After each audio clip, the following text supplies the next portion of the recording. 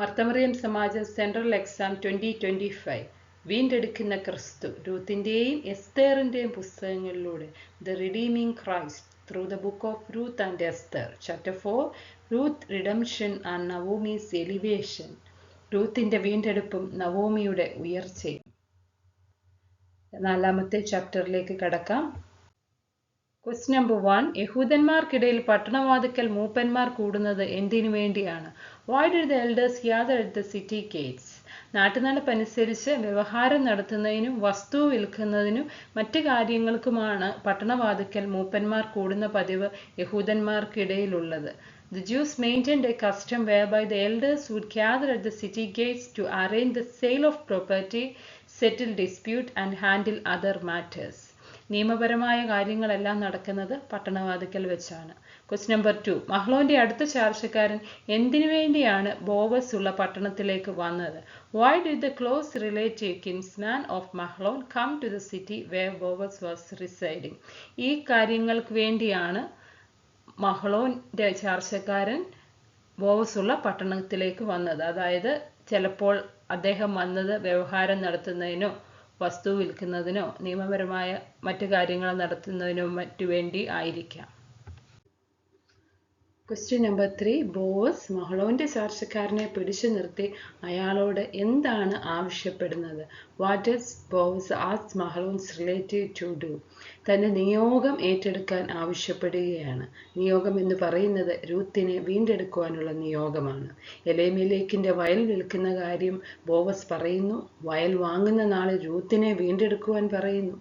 യഹൂദന്മാരുടെ പാരമ്പര്യത്തിൽ ചാർച്ചക്കാരനായ വീണ്ടെടുപ്പുകാരന് വസ്തു വീണ്ടെടുക്കുവാനുമുള്ള അനുവാദമുണ്ടെന്ന് ലേവ്യ പുസ്തകത്തിലും ആവർത്തന പുസ്തകത്തിലും പറയുന്നുണ്ട്.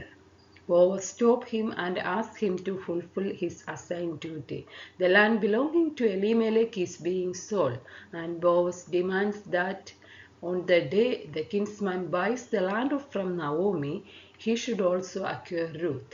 The kinsman redeemer also has the right to redeem the land.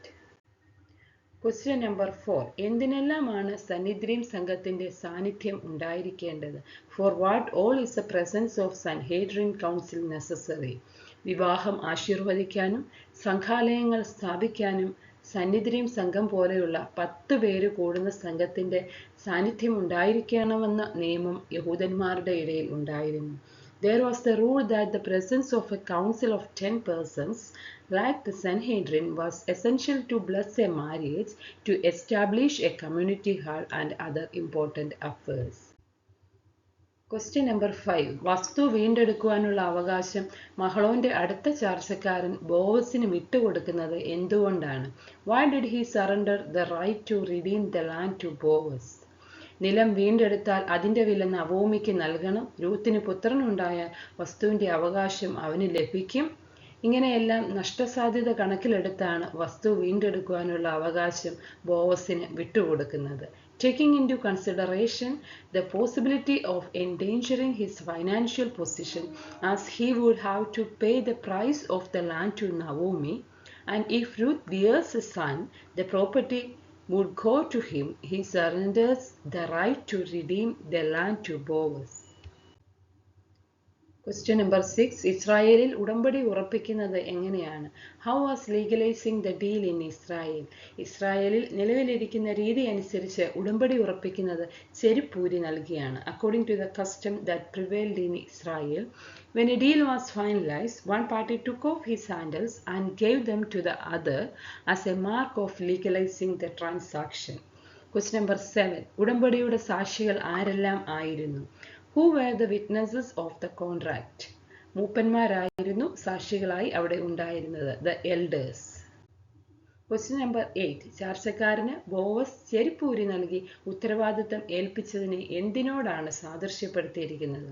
Why is the relative's act of taking off his sandals and giving it to the Boaz to transfer responsibility compared to something else?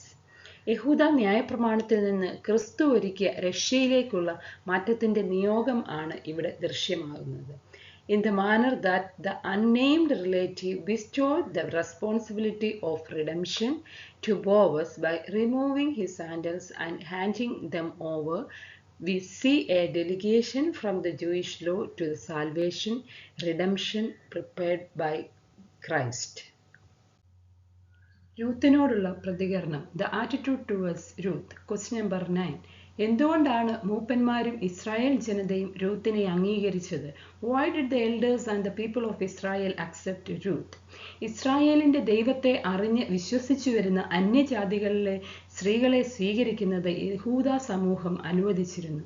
The Jewish community accepted women from the Gentile communities who knew the God of Israel and had faith in him. Ruth ഒരു അന്യജാതിക്കാരി ആയിരുന്നുവെങ്കിലും നവോമിയോടുള്ള അവളുടെ വിട്ടുമാറാത്ത സ്നേഹവും നവോമിയുടെ ദൈവത്തോടുള്ള അവളുടെ ആശ്രയവും മനസ്സിലാക്കി എല്ലാവരും അവളെ അംഗീകരിക്കുകയും സ്നേഹിക്കുകയും ചെയ്തു. Even though Ruth was a Gentile, they understood her unfaltering love towards Naomi and her devotion to Naomi's God, and so everyone acknowledged her and loved her. രൂത്തിന്റെ സ്വഭാവ വൈശിഷ്ട്യം അവളെ ബേത്ലഹേമിൽ എല്ലാവരും അംഗീകരിക്കുവാൻ കാരണമായി. Everyone in Bethlehem approved of Ruth because of the excellence of her character. Question number 10. മൂപ്പന്മാർ രൂത്തിന് നൽകിയ അനുഗ്രഹാശംസ എന്താണ്? What blessing the elders gave to Ruth? റാഹേലിനെയും ലേയെയും പോലെ ഇസ്രായേൽ മക്കളുടെ ഹൃദയത്തിൽ സ്ഥാനമുണ്ടാകട്ടെ എന്നാണ് മൂപ്പന്മാർ അവൾക്ക് നൽകുന്ന അനുഗ്രഹാശംസ. Blessing that the elders bestow on her is that she may become like Rachel and Leah and gain a place in the hearts of the children of Israel. Question number 11. Boaz Ruth ദമ്പതികളുടെ മകൻ. Who is the son of Ruth and Boaz? Obed. നവോമിയുടെ ഭാഗ്യം. Naomi's fortune. Question number 12. ദൈവജന ഭാഗ്യവതി എന്ന് വിളിക്കുന്നത് ആരെയാണ്? എന്തുകൊണ്ട്? Whom does God's people call blessed? Why? രൂത്തിന്റെ പുസ്തകം 4-ാം അധ്യായം 14 മുതലുള്ള വാക്യങ്ങൾ വായിക്കുമ്പോൾ നമുക്ക് മനസ്സിലാക്കുവാൻ സാധിക്കും ദൈവജനവും അയൽക്കാരുമെല്ലാം ഭാഗ്യവതി എന്ന് വിളിക്കുന്നത് നവോമിയെയാണ്. രൂത്തിനാണ് അനുഗ്രഹം ലഭിച്ചതെങ്കിലും ഭാഗ്യവതിയായി കണക്കാക്കുന്നത് നവോമിയെയാണ്. കർത്താവിന്റെ വംശാവലിയിൽ ഇടം നേടുവാൻ തക്കവണ്ണം ഒരു കുഞ്ഞിനെ നവോമിക്ക് ലഭിച്ചതിലുള്ള സന്തോഷമാണ് നവോമിയെ ഭാഗ്യവതി എന്ന് വിളിക്കുന്നതിലൂടെ പ്രകടമാകുന്നത്. 7 പുത്രന്മാരെക്കാൾ ഉത്തമയായിരിക്കുന്ന മരുമകളെ കിട്ടിയതിലുള്ള നവോമിയുടെ ഭാഗ്യവും ഇവിടെ പ്രകടമാകുന്നു.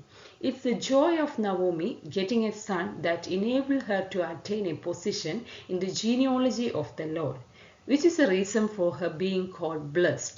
The fortune of getting a daughter-in-law who is better than even 7 sons is also expressed here.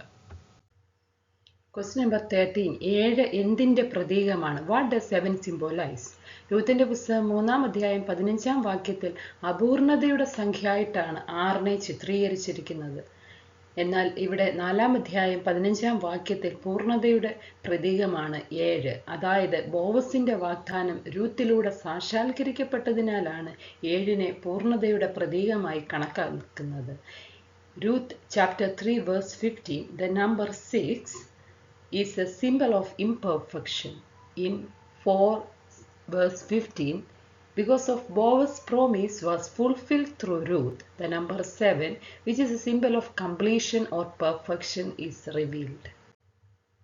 ഉപസംഹാരം. Question number 14. രൂത്തിന്റെ വീണ്ടെടുപ്പ് സംഭവം നമ്മെ എന്താണ് പഠിപ്പിക്കുന്നത്? What does the redemption story of Ruth teach us? പ്രതികൂല സാഹചര്യങ്ങളിൽ ദൈവത്തിൽ ആശ്രയിച്ചുകൊണ്ട് സമാധാനപരമായ ഒരു കുടുംബജീവിതം നയിപ്പാൻ സാധ്യമാണെന്നും കഷ്ടതകളും ബുദ്ധിമുട്ടുകളും ഏറി വന്നാലും സത്തമന്മാരെ ദൈവകൃപ അനുഗ്രഹീതരാക്കുമെന്നും രൂത്തിന്റെ വീണ്ടെടുപ്പ് സംഭവം നമ്മെ പഠിപ്പിക്കുന്നു. The redemption story of Ruth teaches that it is possible to lead a peaceful family life even in adverse circumstances, and that even if difficulties and suffering increase, virtuous people would be blessed by the grace of God. Question number 15. അമ്മായിയമ്മയും മരുമകളുമായ 2 സ്ത്രീകളുടെ നിഷ്കളങ്കമായ സ്നേഹം എന്തിനെല്ലാം ഇടയായി? What did the pure love between the mother-in-law and daughter-in-law lead to? 2 ജാതികൾ ഇസ്രായേലിയരും മോവാബ്യരും തമ്മിലുള്ള സ്നേഹബന്ധത്തിനും രക്ഷകനിലേക്കും വീണ്ടെടുപ്പുകാരനിലേക്കുമുള്ള തലമുറകളുടെ ശൃംഖലകളുടെ ഭാഗമായി മാറുന്നതിനും ഇടയായി. The pure love between 2 women who were mother-in-law and daughter-in-law, became the cause of love between two tribes, Moab and Israel, and for them to become links in the chain of generations that would come to the Savior and Redeemer Christ.